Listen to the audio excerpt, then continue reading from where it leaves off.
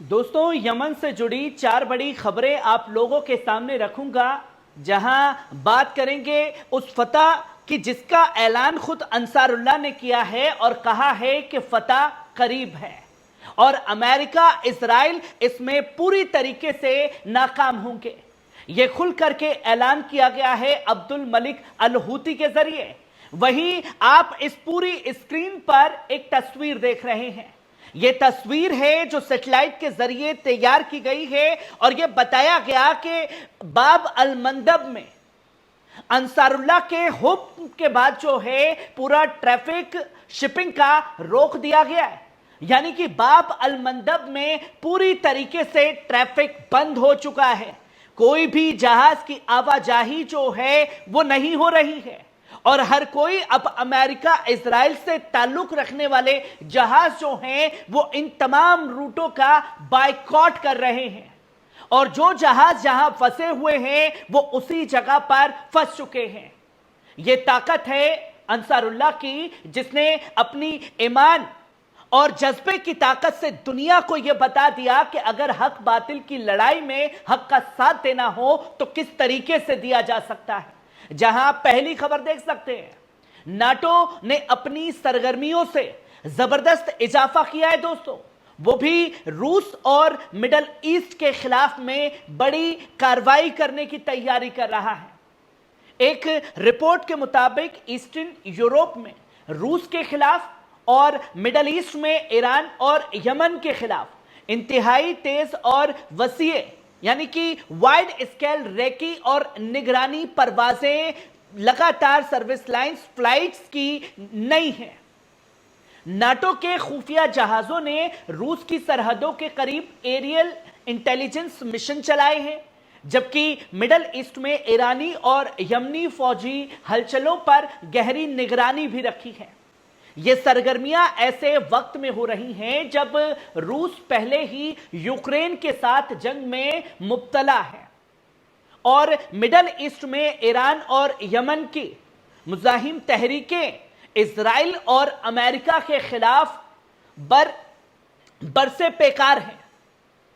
अब सवाल उठता है कि क्या ये रेकी परवाजें किसी बड़े फौजी इरादे का हिस्सा बन चुकी हैं?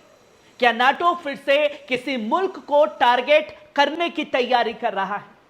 वहीं आप दूसरी खबर देख सकते हैं, तेहरान नहीं, फैसले सिर्फ सना में होते हैं। यमन के मिलिट्री विंग के ऑफिसर ने बड़ा ऐलान किया है, गजा की हिमायत में जंग किसी सियासी समझौते से रुकेगी नहीं। यह साफ ऐलान किया है यमन के सुप्रीम सियासी काउंसिल के रुकन मोहम्मद अल बुखैती ने। उन्होंने साफ तौर पर कहा कि अगर ईरान और अमेरिका के दरमियान कोई मुआहिदा हो भी जाए तब भी यमन की तरफ से जंग जारी रहेगी। हमारा फैसला गजा के साथ खड़े रहने का है। और सबसे अहम बात जो उन्होंने कही, यमन के फैसले कभी तेहरान में नहीं होते, हमेशा से होते आए हैं और आगे भी होते हैं, सिर्फ सना में होंगे। यह बयान ऐसे वक्त में आया है जब मिडल ईस्ट में सियासी उथल पुथल अपने चरम पर पहुंच चुका है और ईरान अमेरिका के बीच संभावित बातचीत की अटकलें भी तेज हो रही हैं। मगर अल बुखैती ने एक बार फिर दोहराया कि यमन की मुकावमती तहरीक किसी दूसरे मुल्क की पॉलिसी पर नहीं चलती और गजा पर हमले रुकने तक जंगी कार्रवाई जारी रहेगी।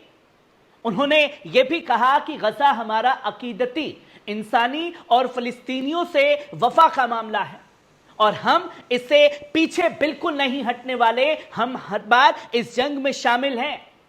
वहीं आप तीसरी खबर भी देख सकते हैं, अंसारुल्लाह के हुक्म से रुकी है आलमी समुद्री ट्रैफिक। गजा जंग का असर अब समुंदर तक दुनिया भर की समुद्री आवाजाही पर एक बड़ा असर पड़ा है। गजा में जारी जंग का नई world wide marine traffic map के जरिए मुताबिक बाब अल मंदब में जहाजों की आमद और रफ्त ठप हो चुकी है।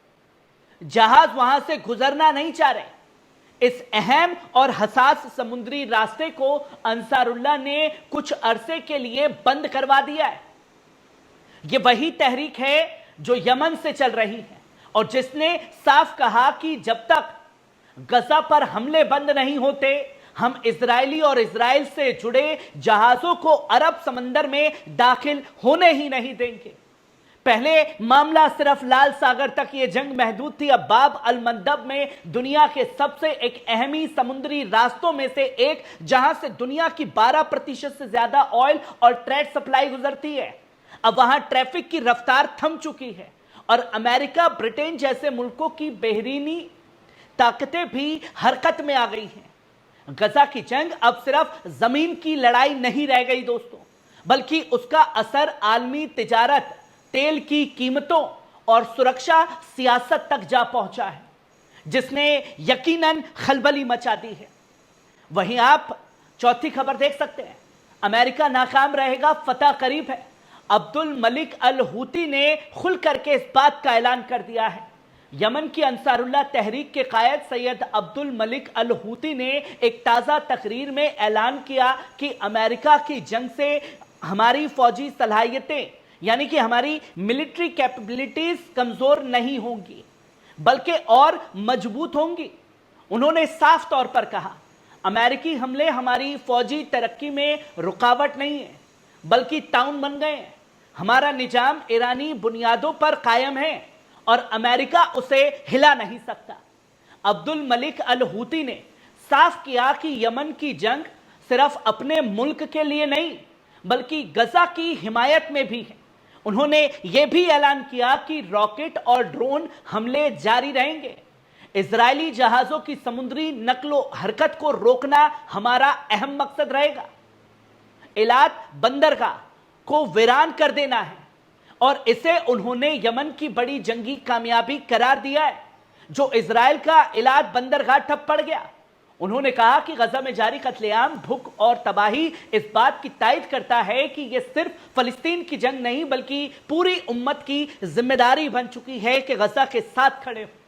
अगर इजराइल गजा के अवाम को जबरन हिजरत पर मजबूर करने में कामयाब हुआ, तो जरूरी है कि हम सब इसके खिलाफ उठ खड़े हों, वरना यह वेस्ट बैंक से भी मुकम्मल हिजरत का रास्ता खोल देगा और इसे रोकना बेहद जरूरी है।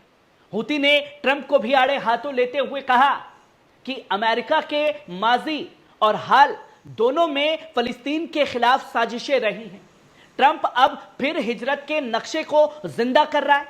उन्होंने कहा कि अमेरिका और इजराइल एक ही जंग लड़ रहे हैं, जो उम्मत फलस्तीनी, सीरियाई और लेबनानी अवाम को निशाना बना रही है, मजलूमों को निशाना बना रही है।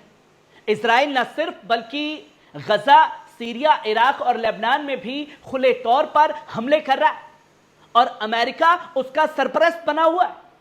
उन्होंने इस बात पर जोर खुल करके दिया कि यह जिहाद ही एकमात्र रास्ता है फतह का और घुटने टेकना उम्मत को तबाह कर देने जैसा होगा।